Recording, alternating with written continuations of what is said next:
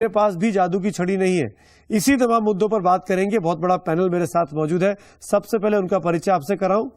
BJP के नेता पीयूष गोयल हमारे साथ है। कांग्रेस के नेता अर्जुन मोढवाडिया साहब मेरे साथ बने हुए हैं। एडीआर से अनुराग मित्तल साहब मेरे साथ हैं और साथ में वीके मित्तल साहब हैं जो कि पूर्व मुख्य सचिव हैं यूपी के, उनसे भी हम बात करेंगे।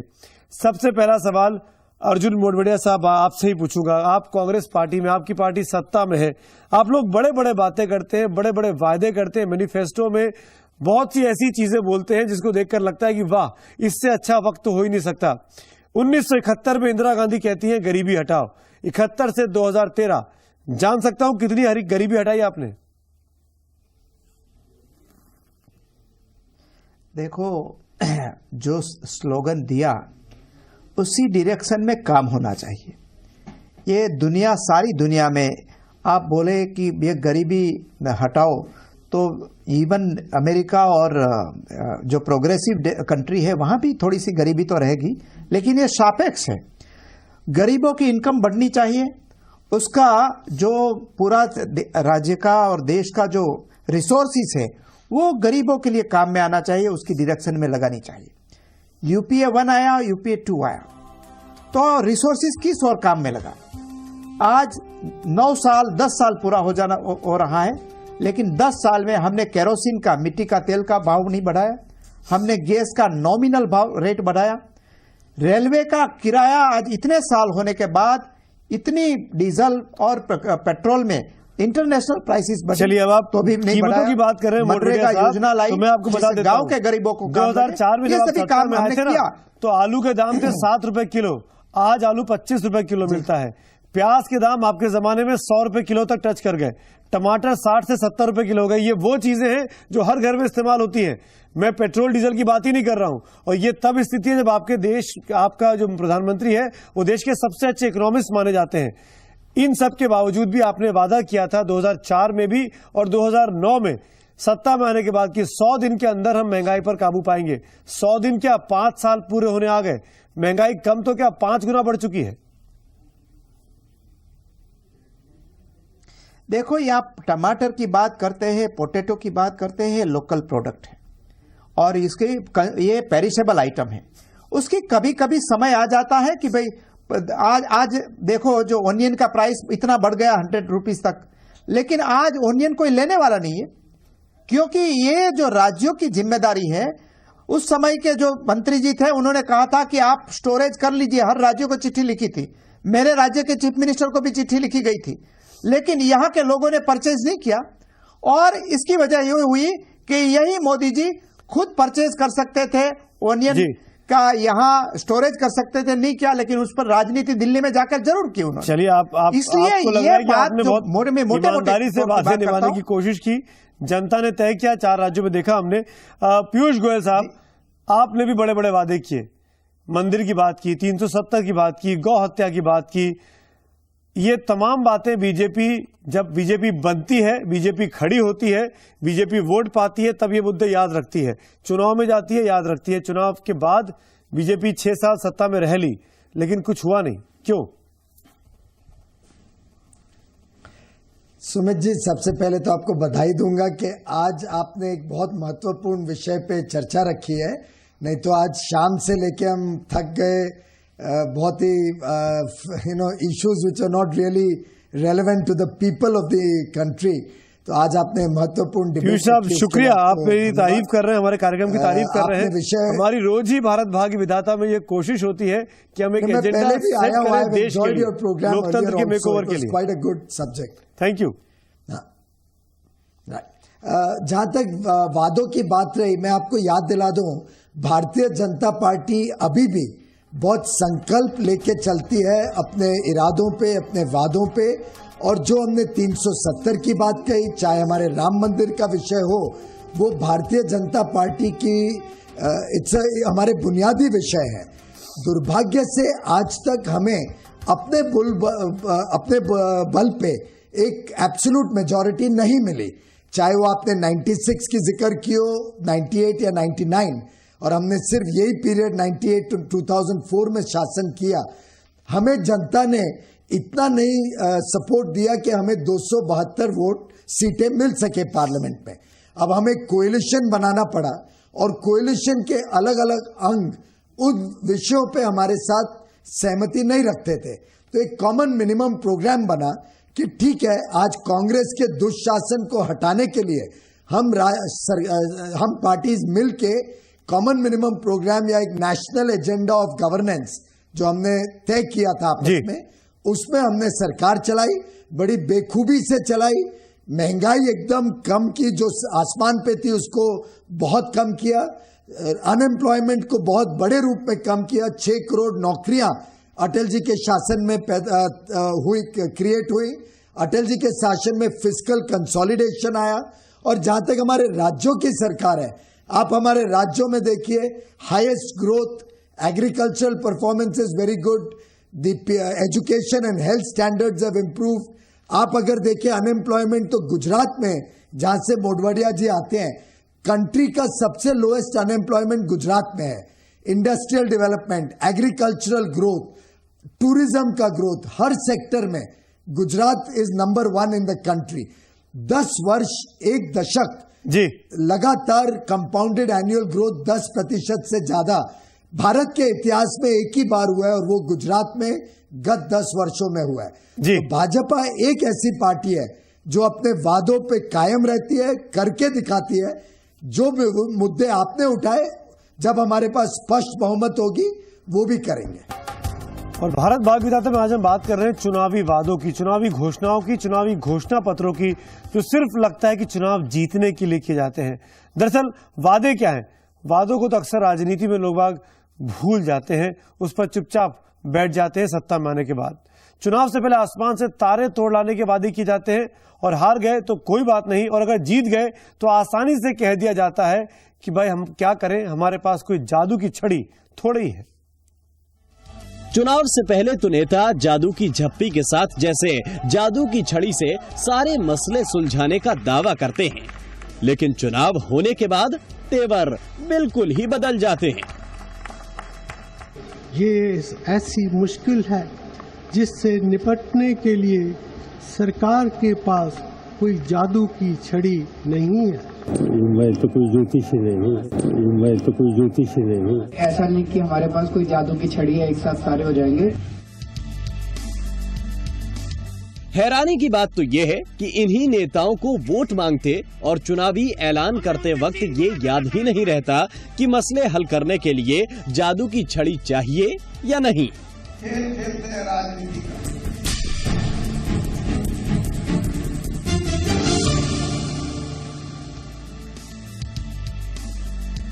देश की समस्याएं अक्सर न एक दिन में शुरू होती हैं और न ही एक दिन में खत्म हो सकती हैं। लेकिन अगर नेता खुद को ही जादूगर साबित करने में लग जाएं, तो ऐसा लगता है कि एक नायक जादू की छड़ी लेकर आएगा, लेकिन चुनाव हुए नहीं कि जादू की छड़ी गायब। ऐसा शायद इसलिए भी है क्योंकि चुनावी घोषणा पत्र कोई कानूनी दस्तावेज नहीं होता, यानी इन्हें लेकर पार्टियों की नैतिक जिम्मेदारी तो बनती है, लेकिन कानूनी नहीं। इसलिए भी कई बार ऐसे वायदे कर दिए जाते हैं जिनका मकसद सिर्फ वोट जुटाना होता है। कांग्रेस पार्टी सिर्फ खोखले वादे नहीं करती। हमने भोजन भी दे दिया, जमीन भी दे दी, रोजगार भी दे दिया। गांव में भी 24 घंटे बिजली देने का बीड़ा उठाया। इलेक्शन कमीशन भी अक्सर इन वायदों को लागू न कर पाने पर किसी तरह का सवाल नहीं कर पाता है। तो क्या वक्त आ गया है कि कंज्यूमर कोर्ट की तरह वायदा पूरा न कर पाने वाली पार्टियों से ये हिसाब लिया जाए कि आखिर झूठे वायदे क्यों किए गए? इन दिनों राजनीति में नए नए प्रयोग हो रहे हैं। क्या कोई राजनीतिक पार्टी अपने चुनावी घोषणा पत्र को कानूनी कागज बनाने की हिम्मत कर पाएगी? तो बात हो रही है चुनावी वायदों की और चुनावी वायदों को ना पूरा कर पाने की। मेरे साथ पूरा पैनल मौजूद है। अब मैं चलना चाहूंगा यूपी के पूर्व चीफ सेक्रेटरी वीके मित्तल साहब के पास। मित्तल साहब, क्योंकि आप ब्यूरोक्रेट हैं, क्योंकि आप लोगों के ऊपर ये जिम्मेदारी आती है कि भाई जो वादे हमने किए हैं वो आप उसको जमीन पर उतारिए, जमीनी हकीकत में उसको इम्प्लीमेंट कराइए। एक ब्यूरोक्रेट होने के नाते आपको लगता है कि पॉलिटिकल केवल गेन के लिए इस तरह के वादे किए जाते हैं और जब सरकारें सत्ता में आती हैं तो तमाम ऐसे परेशानियां सामने दिखती हैं जिस वजह से वादे पूरे नहीं हो पाते?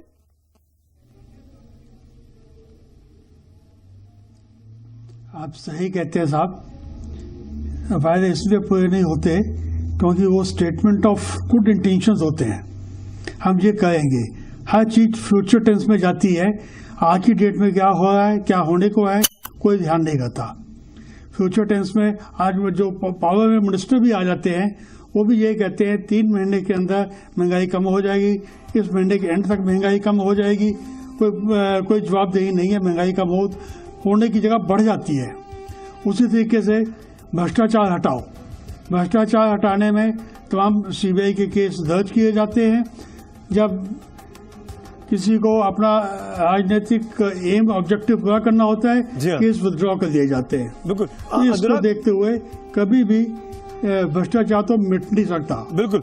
मित्तल साहब मेरे साथ यहाँ पर अनुराग मित्तल भी है। अनुराग, जो चुनावी घोषणा पत्र होते हैं जिसको मैनिफेस्टो कहते हैं या कॉमन मिनिमम प्रोग्राम कहते हैं, क्या ये ऐसा संभव है या आउट ऑफ द बॉक्स अगर मैं सोचूं कि इसको एक कानूनी डॉक्यूमेंट मान लिया जाए? अगर मेरी पार्टी सत्ता में आती है तो जो मैंने वादे किए हैं वो आपको पूरे करने ही होंगे और अगर आप पूरे नहीं करते हैं तो उसके लिए आपको पेनलाइज किया जाएगा। क्या ये संभव है इस देश में?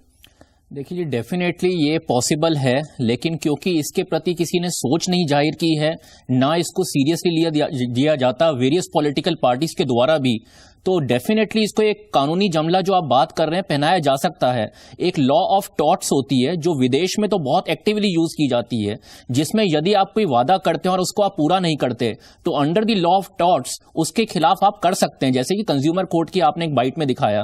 लेकिन यहां पे उस तरीके की कोई एक्टिविज्म नहीं है। दूसरी चीज एक सोशल ऑडिट होता है, इंडिपेंडेंट आप सोशल ऑडिट करा सकते हैं वेरियस पॉलिटिकल पार्टीज को, बल्कि हेल्प करेगा यदि कल को दिखाएं कि हमने 2009 में ये वायदे किए थे और हमने ये पूरे कर दिए। आप इंडिपेंडेंट एक सोशल ऑडिट कराइए, जिससे अगर आपके वो वादे पूरे होते दिखते हैं तो जनता के बीच में भी एक पॉजिटिव मैसेज आता है।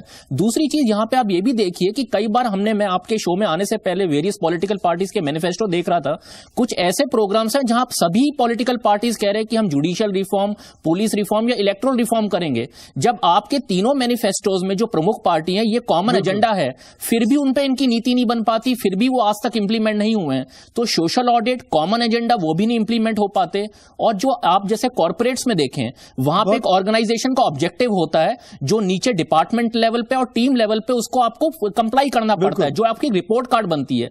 यहां पे कोई ऐसा इवैल्यूएशन का प्रक्रिया नहीं है। इंपॉर्टेंट बात कह रहे हैं अनुराग आप। पीयूष, मैं आपसे पूछना चाहूंगा, पीयूष गोयल जी, क्यों नहीं राजनीतिक पार्टियां जिन बड़े मुद्दों पर चुनावी मैनिफेस्टो में एक जैसी बातें करती है, जैसे judicial reforms, election reforms, police reforms, उस पर भी एक राय हो पाती है जब किसी की भी सरकार बने और उस पर भी कोई नियम कानून एक राय में, एक सुर में लागू नहीं हो पाता? वजह क्या है? वजह कोई नहीं है। ये जो भी सत्तारूढ़ सरकार होती है, ये उसकी जिम्मेदारी बनती है कि वो कंसेंसस क्रिएट करे, लोगों को साथ में लेके चले। बाय द वे, मैं कॉम्प्लीमेंट करूंगा मिस्टर मित्तल को। आई लाइक हिज आइडिया जो उन्होंने विषय रखा है। मुझे लगता है इस पे चिंतन होना चाहिए। अब चुनाव 3 महीने आगे आने वाला है। मेरी पार्टी तैयार है कि इसको एक कानूनी दर्जा दिया जाए, क्योंकि मैंने अपनी पार्टी के भी मैनिफेस्टो स्टडी किए हैं गत वर्षों के। मुझे हमारी पार्टी को बहुत ज्यादा मौका नहीं मिला सरकार चलाने का, एक 6 वर्ष का पीरियड ही मिला, लेकिन हमने उस 6 वर्ष के पीरियड में एक रिपोर्ट कार्ड दर्ज किया। हमने एक एक विषय के सामने लिखा, हमने क्या किया, कितनी प्रगति हुई। और आज भी आप देखेंगे मेरे जितने राज्य सरकार चलते हैं, हम कोई ऐसे बेबुनियादी प्रॉमिसेस नहीं करते। ये अच्छी बात कर रहे हैं कि आप अपनी पार्टी में कोशिश करेंगे कि मैनिफेस्टो को लीगली इंप्लीमेंट किया जा सके, उसको लीगल डॉक्यूमेंट माना जाए। अर्जुन मोडवडिया जी, क्या कांग्रेस में ये कोशिश हो सकती है कि मैनिफेस्टो को एक लीगल डॉक्यूमेंट माने पार्टी और सत्ता में आने के बाद उसको लागू करवाए? बिल्कुल, ये जो भी प्रॉमिसेस करे वो प्रॉमिसेस रियलिस्टिक होना चाहिए।